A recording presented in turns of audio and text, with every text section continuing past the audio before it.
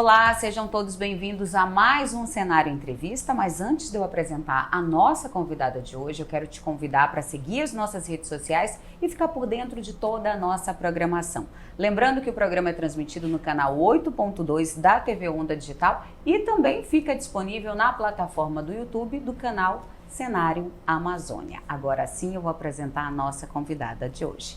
E a nossa convidada de hoje é a defensora pública de segunda classe, Caroline Pereira de Souza. Sua carreira na Defensoria Pública do Estado começou com a nomeação para o cargo de defensora no ano de 2013. Ela atuou na capital e nos municípios do estado.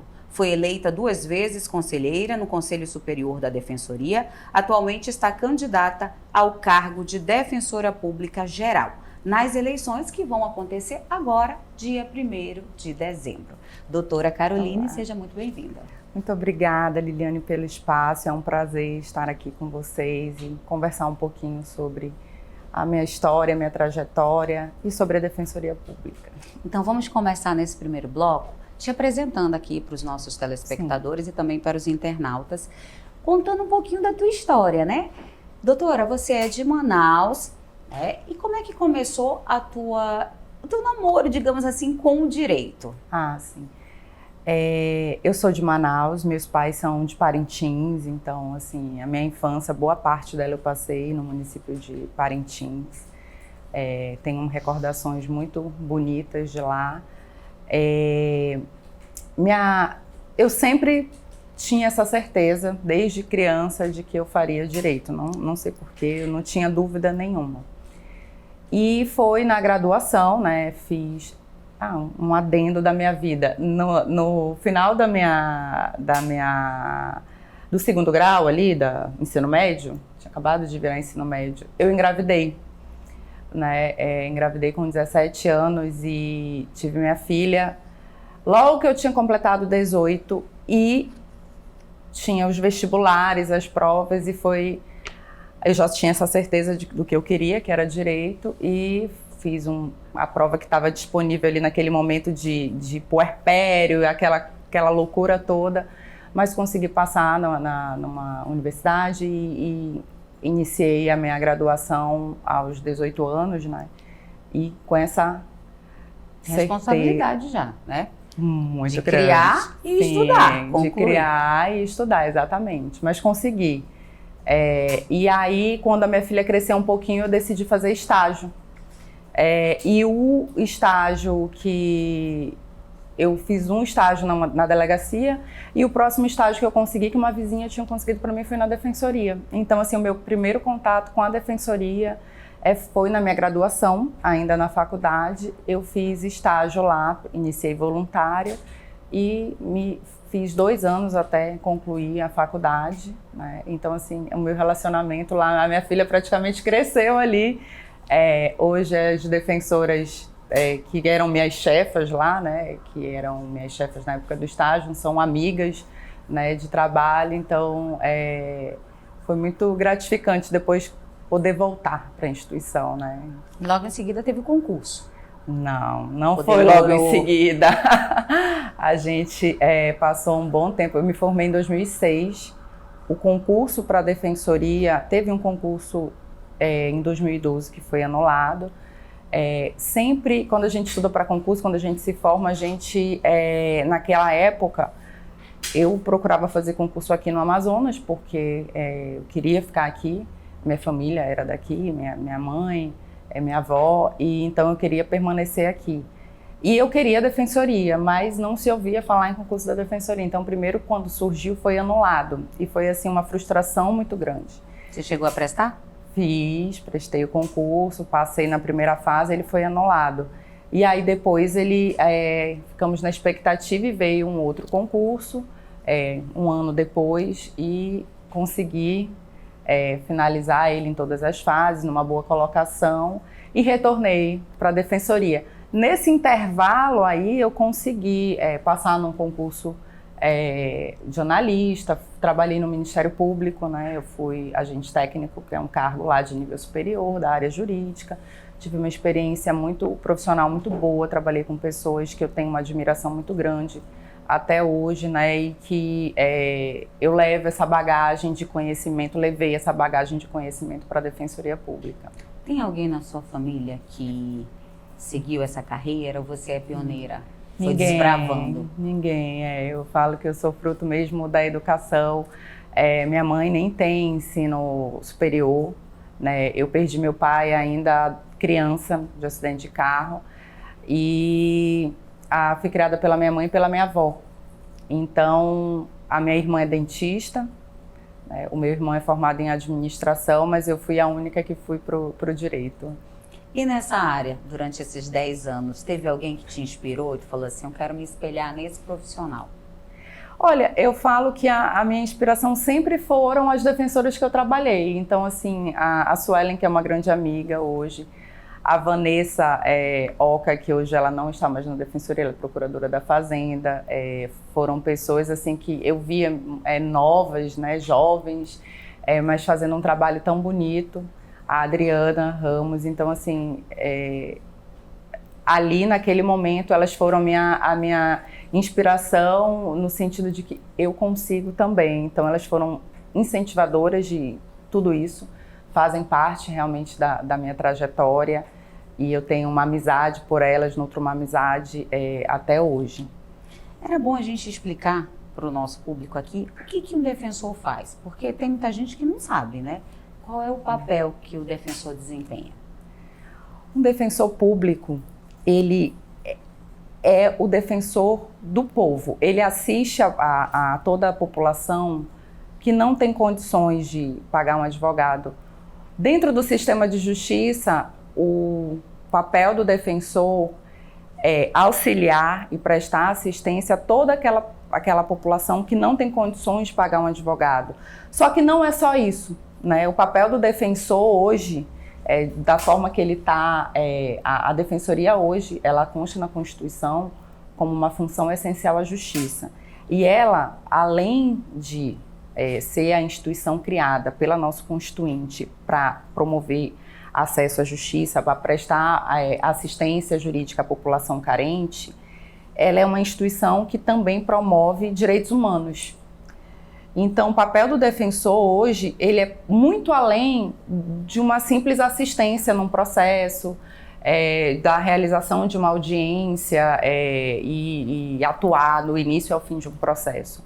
Ele consegue estar próximo do povo, entender as suas mazelas e, a partir dali, construir soluções, trabalhando junto com os demais poderes, né, e as instituições, para propor soluções de pacificação e justiça social, né? Então, assim, o papel do defensor hoje, para mim, eu acho que eu não consigo enxergar dentro do sistema de justiça a profissão mais bonita do que a de um defensor, de uma defensora pública, né? Você trabalhar auxiliando juridicamente toda a população que não tem condições de pagar um advogado, toda a população carente e vulnerável. É isso, o defensor público é aquela pessoa que está do lado do povo para auxiliar em todas as suas demandas jurídicas e de cidadania também. Doutora, já são 10 anos, né, de atuação na Defensoria Pública. O que representa para você? Qual é o sentimento? Nossa, caminhamos muito. Quando eu entrei na defensoria, eu vi uma defensoria que me reportava ainda à época do estágio, e nesses 10 anos nós crescemos muito enquanto instituição, né? Fomos adquirindo autonomia, mas eu acredito que a gente ainda possa contribuir mais com a nossa população. Para mim é muito gratificante ter completado os 10 anos. Ontem a minha filha fez 22 anos. E ela perguntou assim, mãe, como é ter uma filha de 22 anos, né? E você me perguntando como é né, estar na Defensoria há 10 anos. Para mim, é tudo muito interligado, né? Eu não consigo nem traduzir em palavras, mas é um sentimento muito grande, passou muito rápido.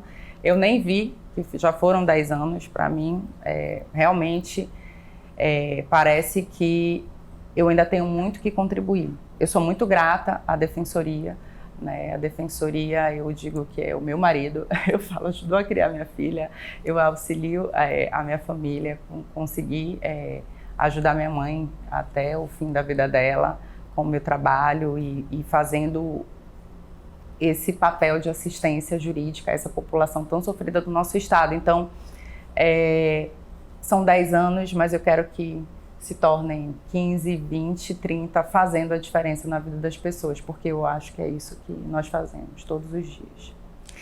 Antes da gente fazer um intervalo comercial, a gente ainda tem alguns minutinhos, eu queria que você falasse um pouquinho sobre o desafio no interior, né? Porque quando começa a carreira de defensor público, é no interior do estado, não foi em Parintins, né? Não, não foi em Parintins naquele momento, até porque eu tinha uma filha e a minha colocação me permitiu ficar em municípios mais próximos da capital. Ela já estudava, então eu fiquei no Manaquiri, é um município próximo daqui, eu conseguia voltar todo final de semana para a capital e é muito desafiador estar no interior. Tenho conversado bastante com os colegas e eu percebo que os mesmos desafios que eu enfrentava lá há 10 anos atrás, 9 anos atrás, eles ainda passam hoje. A gente tem uma carência no interior muito grande e quando a gente está ali trabalhando, muitas das vezes, aquela população só conta com, naquela época, na minha época, só contava com a presença física da defensoria. Nós não tínhamos ali todos os dias, diariamente, por exemplo, a presença de um membro do Ministério Público e nem no Poder Judiciário. Então, tudo chegava à defensoria. Nós tínhamos que tratar realmente do que nos cabia e também solucionar problemas que, teoricamente, nem seriam atribuições nossas. Então, a dificuldade de estrutura, a dificuldade de acesso, né, eu posso pontuar a solidão do trabalho, né, de você estar ali naquele momento, não tinha polo de atendimento, a gente ia para o interior só. Eu permaneci por 2 anos lá sozinha, então eu brincava que eu dava ordem para mim mesma, tira cópia, agora tu vai para audiência e tu volta e tu atende, aí tu faz o cadastro, então... mas assim, foram experiências que eu levo para a vida e que hoje elas são muito importantes para mim. Eu tento olhar para cada assistido e assistida que eu atendo como se fosse alguém da minha família, né? Eu lembro que quando é uma pessoa assim mais velha, eu sempre imagino a minha avó. Mas se fosse a minha avó aqui, como eu estaria atendendo? E aí, apesar de todas as dificuldades que a gente enfrenta, eu tenho certeza que todos os nossos colegas que hoje estão no interior, eles também tentam passar e dar o atendimento mais humanizado possível para cada um que procura a defensoria. Doutora Caroline, a gente vai fazer um rápido intervalo comercial. É só o tempinho da gente tomar aqui uma água, um cafezinho, rapidinho, e a gente volta para contar agora, adentrar aqui na trajetória da carreira dela como defensora.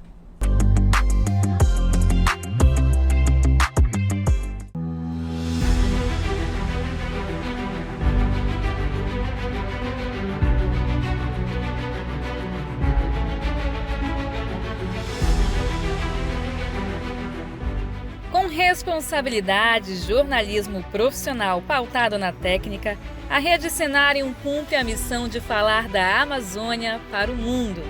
Com uma equipe de profissionais capacitados e comprometidos com a qualidade da informação, a revista Cenarium conquistou a certificação da ISO 9001, se tornando a primeira revista eletrônica de notícias com selo de qualidade. A revista física também possui o selo internacional normalizado para publicações seriadas, o ISSN.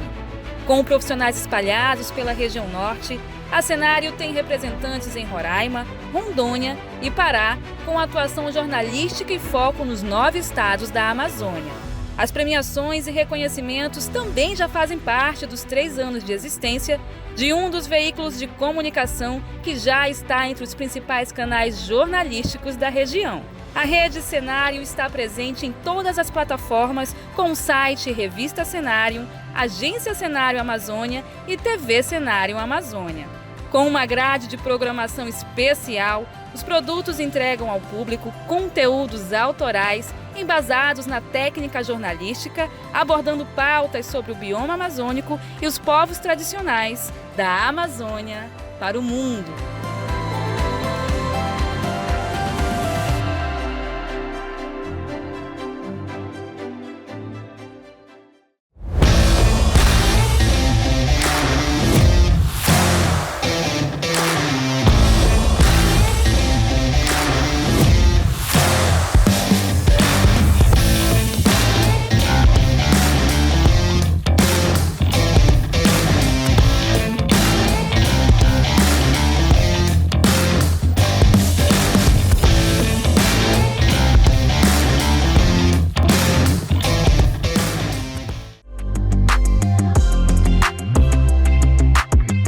Estamos de volta aqui com a entrevista com a doutora Caroline, ela que está concorrendo ao cargo de defensor público geral aqui do estado do Amazonas, e a gente está fazendo aqui uma série de entrevista especial com todos os pré-candidatos. E agora a gente está ouvindo a doutora Caroline.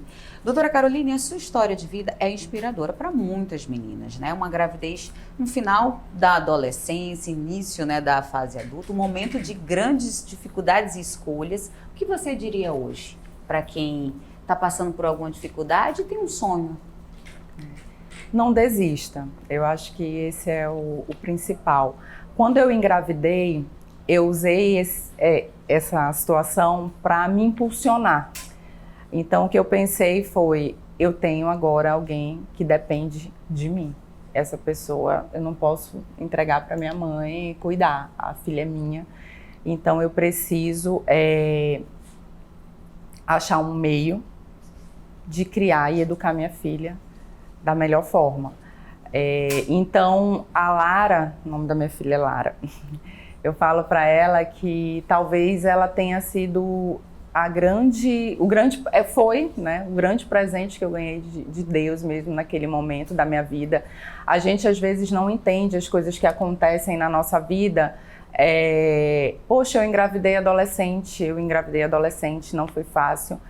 Mas eu pude contar com a ajuda e com a criação da minha mãe e da minha avó naquele momento. Enquanto eu estudava, minha avó ficava com ela. Então ela teve um convívio muito especial com a minha mãe e com a minha avó, que hoje, infelizmente, elas não estão mais aqui.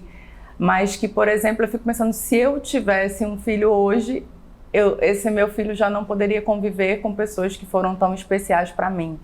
Então, de um erro da adolescência, né, foi meu primeiro namoro, e que eu tive a minha filha não planejada, eu dali planejei minha vida, né? Dali para frente foi um foco de que eu preciso cuidar dela, ela depende de mim, e eu prometi para minha mãe. Eu lembro que quando eu fui falar para minha mãe que eu estava grávida, eu falei, a senhora ainda vai sentir muito orgulho de mim. Foi a última vez que eu lhe fiz chorar, né? Porque minha mãe ficou naquele momento assim, decepcionada. E eu acho que isso me impulsionou e deu um outro rumo na minha vida. Então, tudo que eu fazia era tentando fazer o melhor para minha mãe, para minha filha. Hoje, eu dei recentemente uma palestra na UEA e eu recebi um depoimento de uma seguidora no Instagram e que viu uma declaração que eu fiz para minha filha, e que ela falou que ela estava passando pela mesma situação, porque lá eu contei e tal, que eu engravidei, e era assim um texto bonito, grande, mas assim falando que ela estava cursando direito e que ela ficava feliz de ver que eu tinha dado tão certo e que eu estava sendo uma inspiração para ela, e eu fiquei muito feliz. No interior também, quando a gente atende, infelizmente a realidade do interior hoje, a gente tem muitas adolescentes grávidas, né? E eu conversava, e quando eu falava que tinha filho, eu conversando com elas iam na defensoria buscar atendimento para pensão, e às vezes eram 15 anos, já estava no segundo filho. E eu sempre falava para elas, isso não é o fim, você não precisa, você precisa estudar, né? Continue seus estudos, porque o que a gente pode adquirir para a gente é isso, né? Conhecimento é nosso e ninguém nos tira. Então, termine seus estudos, crie seus filhos e siga, porque se eu conseguir, você também consegue. Eu sempre falava assim.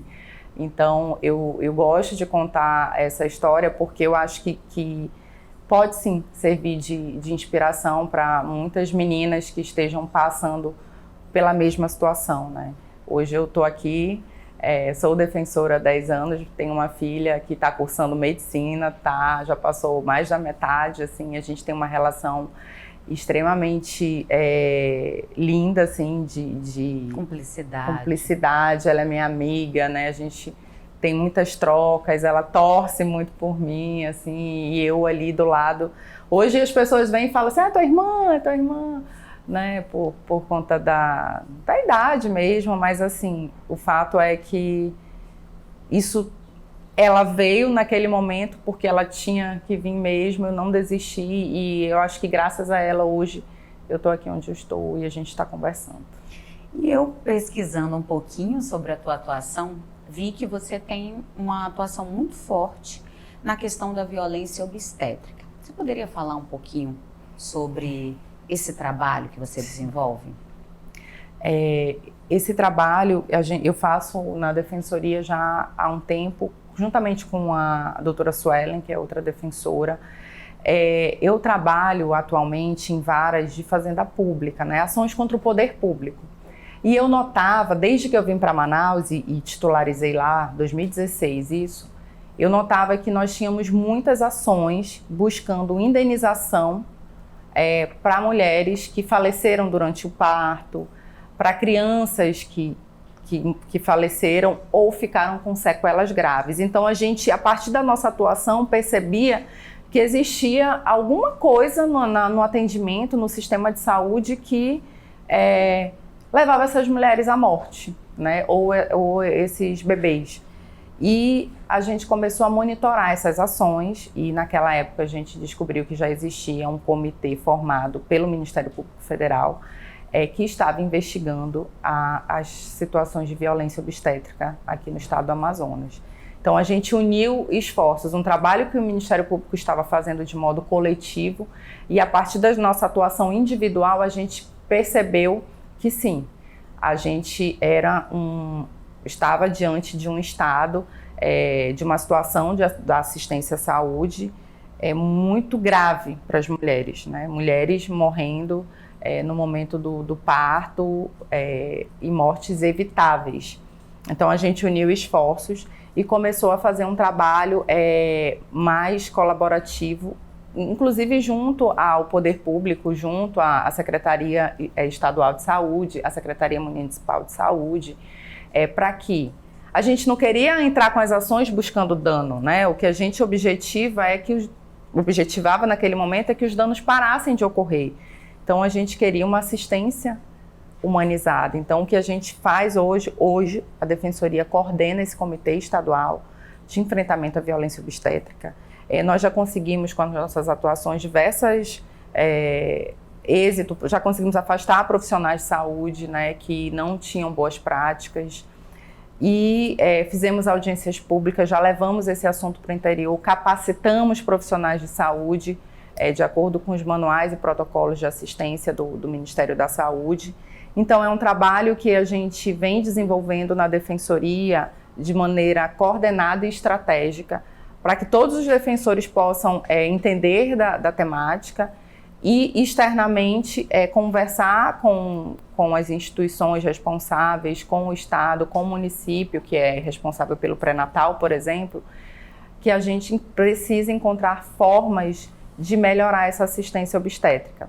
Então esse diálogo no comitê, ele tem sido importante. E outro papel, acho que é fundamental, e aqui aproveitando esse momento e o seu espaço, é para conscientizar essas mulheres, né, do que elas precisam, como deve ser uma assistência adequada no momento do parto dela, o que é a violência obstétrica, né? Você saber identificar.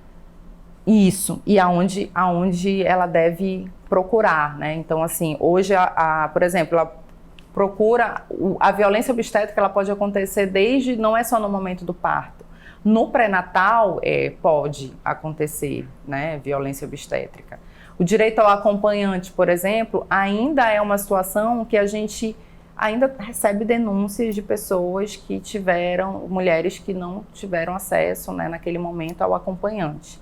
Então, num exame médico no pré-natal, ela tem direito ao acompanhante. Durante o parto, ela tem direito ao acompanhante. Então, a gente tem trabalhado muito nessa questão da educação em direitos, para conscientizar essas mulheres do que elas podem cobrar quando elas chegarem numa maternidade, do que é certo, do que um profissional pode ou não fazer. Então, é um trabalho que a gente diz que hoje eu desenvolvo para além da minha atribuição, que é acompanhar todos os processos que tramitam nas varas que eu atuo de fazenda pública, né? Como se fosse um extra, assim, mas que é feito de maneira muito séria, no sentido de que a gente precisa ver essa diferença. E aí é que eu falo da questão do trabalho do defensor público, né? Que é muito além da atuação judicial em si. Né? Então, assim, como é que a gente consegue minimamente modificar a vida das pessoas?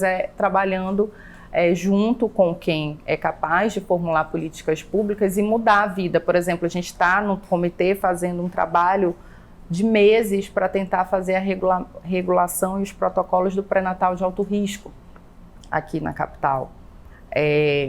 E aí isso, se eu fosse entrar com uma ação, um processo, ia demorar quanto tempo? 10, 15, 20 anos?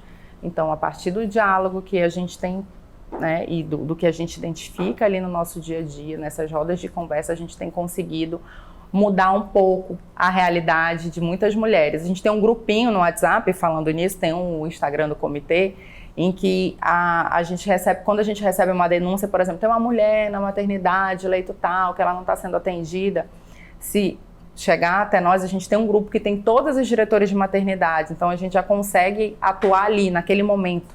Né? Mais imediato. Imediato, Você chegou a sofrer violência obstétrica? Cheguei, mas eu não tinha consciência naquele momento. Eu acho que quando a gente começa a estudar o que eu acho que muitas mulheres vão dizer, eu sofri, eu não sabia. Eu era adolescente, eu tinha muito medo, por exemplo, de sentir dor. O meu maior medo de um parto, eu vou sentir dor, eu não quero. Assim, a gente liga muito o parto normal à dor, a sofrimento. Causa dor, né? Mas um parto normal, ele não é para ser um tormento também, né? Ele é doloroso, mas ele não deve imputar à mulher um sofrimento. Um sofrimento em que as queixas dela não são ouvidas, práticas que não são mais, que não devem mais ocorrer, por exemplo, aquele empurrão, eu sofri isso, né? Aquela manobra de Cristelé. No meu caso, o que eu faço? Qual foi a minha violência? Eu não queria sentir dor. Então, a médica falou lá um momento que ela queria, que eu poderia escolher a data, e eu fiz uma cesariana eletiva, aquela que você escolhe a data do parto. Mas o que acontece? A minha filha ainda não estava, naquele momento, madura, pronta. Exatamente. Inclusive, ela brinca comigo. Ela fala, mãe, eu achei que eu escolhi a data que eu vim, mas foi você, até isso você quis definir. Ela brinca, o meu aniversário é 6 de novembro, o dela é 12. Eu escolhi assim, eu falei, o meu é 6, o dela é 12, era um número que eu gostava e tal, que eu jogava. E aí, eu fui, mas aí, na hora do parto, o que aconteceu? Eu tive que tomar bastante ocitocina para tentar acelerar. Ela ainda estava muito aqui em cima, então a médica teve que fazer vários... Essa pressão aqui. Então, eu não tinha informação. O que eu vejo? Naquele momento, eu não recebia as informações adequadas dos riscos de eu fazer uma cesariana eletiva. Minha filha nasceu, ela teve febre de 39 graus. Né? Então, assim, ela teve uma febre inesperada e ficou internada porque pode ter sido isso, né? Eu não sei também... Anestesia, a gente nunca sabe, né? Isso, então assim, a cesariana tem risco, né? Então, e nem isso é falado para você, né? Assim, quais são os riscos de uma infecção? Não é falado, mas eu vou compartilhar aqui com você, eu também sou medrosa nesse aspecto de dor e eu também escolhi. Eu falei, eu não quero sentir isso, porque a gente sabe que, conversando com outras mãezinhas, eu sabia que eu iria enfrentar um processo de dor. E para evitar isso, eu acho que, ainda mais você bem jovem, na época, acho que optou por isso, assim como muitas mulheres que têm condição, né? Porque nem todo mundo tem essa condição e vai para a rede pública. E é nesse momento que muitas das vezes acontece a violência. Quando eu via os processos, eu achava assim, nossa, será que eles têm que fazer o parto, elas são obrigadas a fazer o parto normal e tal? E aí depois, quando você começa a estudar os protocolos e os manuais, você verifica que o encaminhamento de uma cesárea tem um momento oportuno ali durante a assistência, né? Então, hoje eu recomendo quem quiser fazer cesárea, né, que sabendo todos os riscos, mas que pelo menos espere o bebê dar o sinal, né? Não que eu esteja estimulando aqui que Deus o livre, não é isso. Não, isso é uma escolha da mulher, né? Muitas das vezes é uma escolha nossa. Agora, o que te motivou a concorrer ao cargo, né, de defensora pública geral? Olha, eu falo que hoje a Carol aqui como candidata, agora que eu começo a falar como candidata, essa escolha não foi minha, ela foi de vários colegas, de vários defensores, que a gente conversava muito sobre essa necessidade de a gente ter uma renovação, da gente ter mudança, da gente ter alternância de gestão. E aí, quando a gente pensou, não, a gente quer renovar, a gente quer trazer novas ideias, aprimorar ainda mais os nossos serviços a partir da nossa atuação, da nossa vivência, de quem nunca se afastou da atividade fim. E aí, naquele momento, os colegas que estavam comigo, inclusive um dos meus subs, falou assim, não, mas tem que ser uma mulher. Porque ele já viu ali naquele contexto, se a gente está falando em renovar, faz muito tempo que nós não temos uma defensora pública geral mulher, nunca tivemos uma defensora pública geral mulher eleita, então a gente já vai começar renovando no nome que vai concorrer. E daí surgiu nesse contexto o meu nome, diante da disponibilidade também. Eu já sou mãe, mas minha filha tem 22 anos, nós temos diversas colegas extremamente competentes, né? Que teriam perfeitas condições de também estarem concorrendo. Então, eu acho que esse momento, a minha candidatura ao cargo, a partir desse movimento de renovação e de alternância, que eu acho que foi isso que mais nos inspirou, ela serve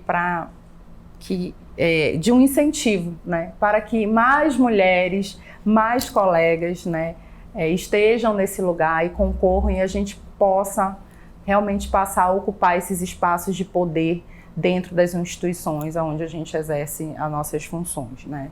Nós somos muito bem capacitadas, se a gente pode estar em cargos de diretoria, se a gente pode estar em outros cargos, ocupando outros cargos na defensoria, é muito evidente de que a gente tem condições de estar na liderança também da nossa instituição. Dentro da tua chapa, né, vamos dizer assim, no cargo, né, de diretorias, na composição lá, tem maioria mulheres? Olha, ou tu tá fazendo... Eu ainda não defini, eu tenho hoje, o meu sub é um homem, o Arthur, mas ainda não há uma definição total dos cargos, mas eu acho que haverá esse equilíbrio, né? Pelo menos esse equilíbrio. Por que eu não defini isso agora? Para a gente que não faz parte da gestão, da administração, definir nomes é muito temerário, porque eu entendo que, como eu falei, vários colegas têm aptidões para estarem em vários cargos de diretoria. Então, no momento de transição, quando a gente entrar lá, a gente vai ver, de acordo com o perfil de cada um, com a disponibilidade de cada um, vai surgir o convite para que as pessoas possam ocupar, né? De antemão, óbvio, tenho sim umas mulheres que estão comigo nessa caminhada, nessa construção de tudo isso, e que terão seu espaço, mas eu não sei te falar em que função, entendeu? Qual a função que elas exercerão. E tem tantas outras aí, mulheres e homens também. A gente não quer fazer uma defensoria dividida. A nossa ideia, ela é união, mas ela é uma união a partir de algo novo, né? A partir de algo diferente, a partir de um olhar de que todos nós podemos estar aqui, todos nós podemos ser um dia defensores públicos gerais e gerir a nossa instituição. A defensoria é muito grande, né? Somos quase 150 membros e quase todos, obviamente, com a sua disponibilidade e o seu interesse, aptos, sim, a gerir a nossa instituição.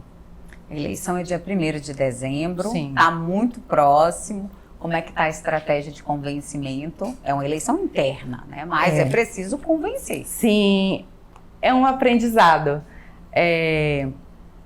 Eu tenho conversado muito com os colegas.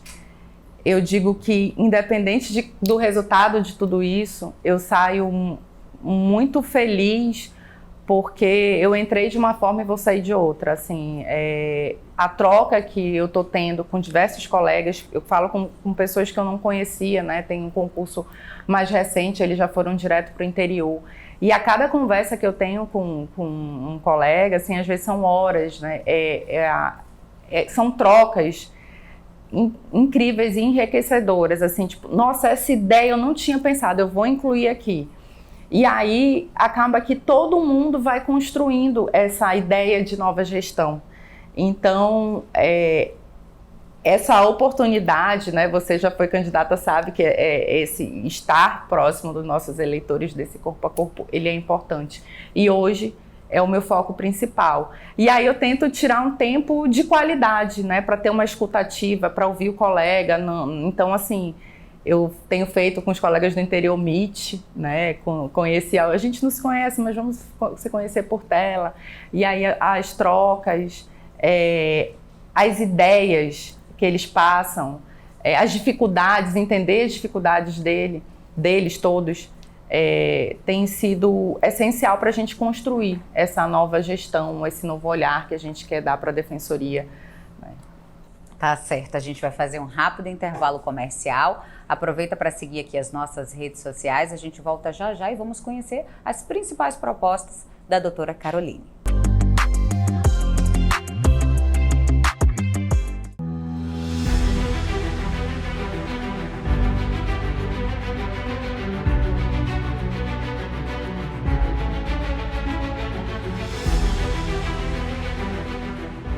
Com responsabilidade, jornalismo profissional pautado na técnica, a Rede Cenarium cumpre a missão de falar da Amazônia para o mundo.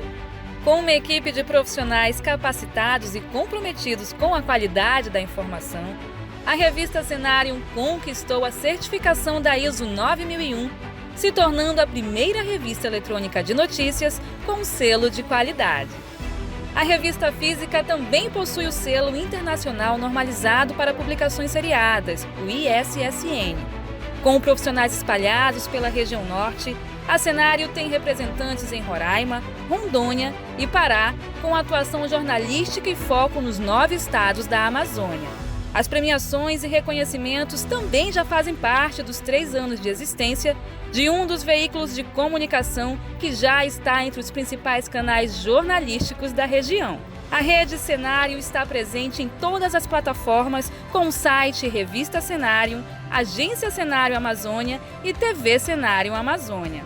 Com uma grade de programação especial, os produtos entregam ao público conteúdos autorais embasados na técnica jornalística, abordando pautas sobre o bioma amazônico e os povos tradicionais da Amazônia para o mundo.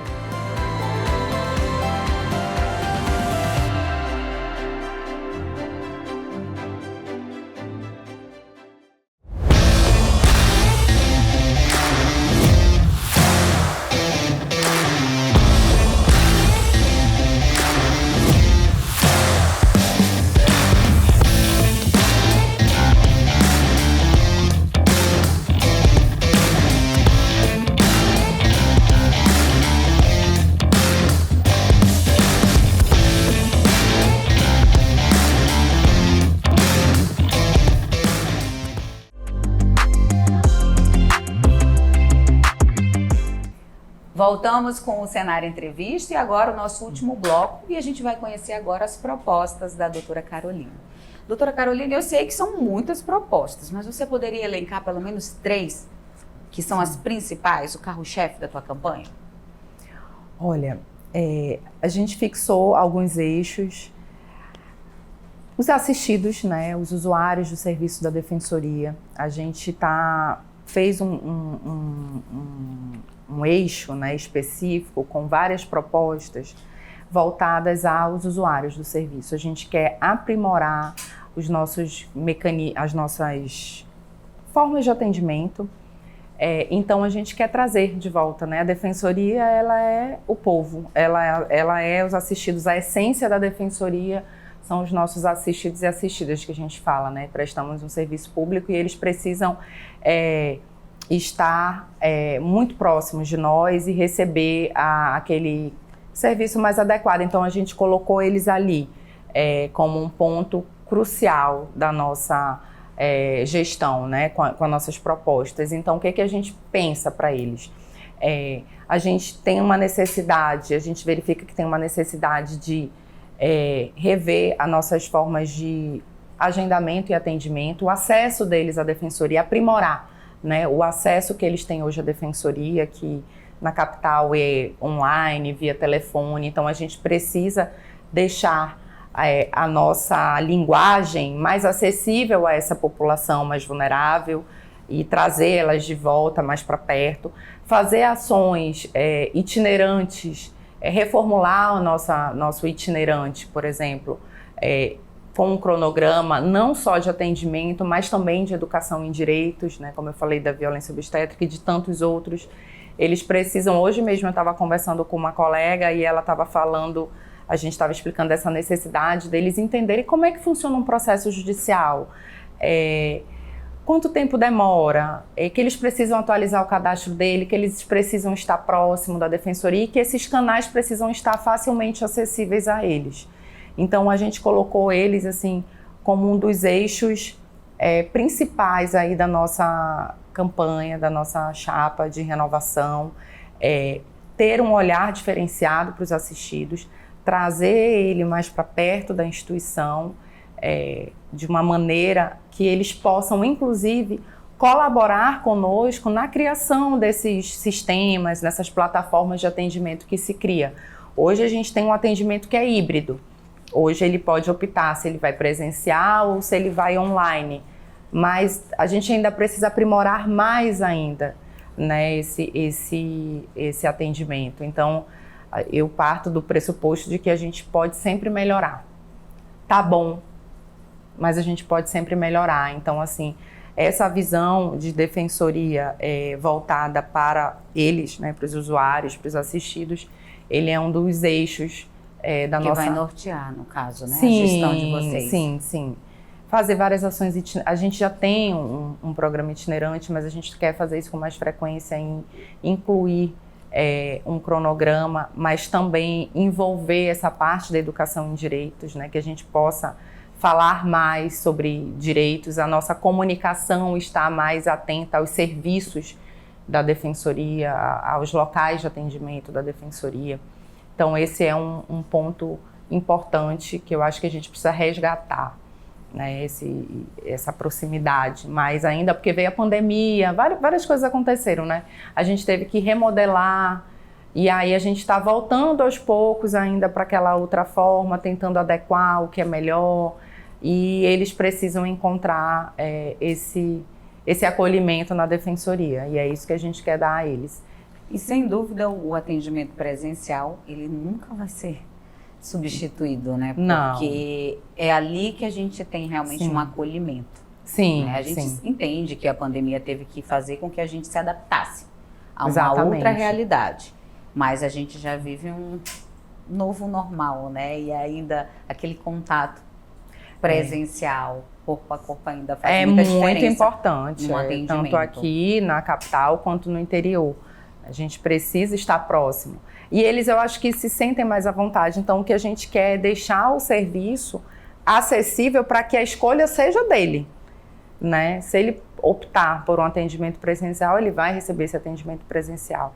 E se ele optar, tem gente que prefere por conta do trabalho, de não ter que sair, mas assim, que essa opção seja dele e que ele possa encontrar a defensoria sempre de portas abertas para esse atendimento. Então ele acho que um dos principais aí pontos e eixos da nossa reestruturação do que a gente imagina de uma defensoria renovada, mais próxima da população. E para os colegas que trabalham no interior, você que veio, né, você é de Parintins, você conhece bem a realidade do interior. E conhece também a realidade de quem vai começar a trabalhar no interior. Tem alguma prioridade para eles? Porque a gente sabe que tem a distância, tem a questão da estrutura mesmo Isso, física, eu acho que a internet que muitas das vezes não funciona como deveria. É isso. O que tem sido um clamor de todos eles é essa estrutura de trabalho. A gente ainda tem que melhorar a nossa estrutura e dar a eles o suporte necessário para que eles possam expandir esse atendimento. Hoje todos eles estão sobrecarregados, tentando fazer o que é possível dentro do que a gente tem disponível.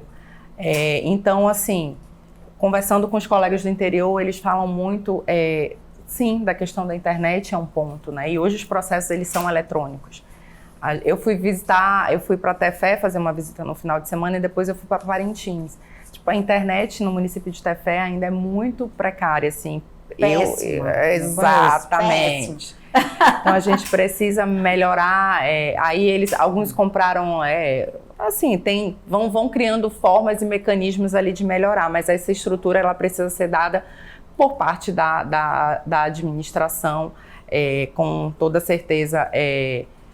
Hoje a gente avançou muito, abriu vários polos, né, inauguramos aí recentemente algumas estruturas aí novas no interior de container, mas a estrutura ainda precisa crescer. Tanto estrutura física, por exemplo, em Tefé, a gente notou essa necessidade, a gente já tem uma demanda muito maior do que a nossa estrutura física comporta. A questão de pessoal, né, de apoio administrativo, né? Isso, com qualificação jurídica. Sim.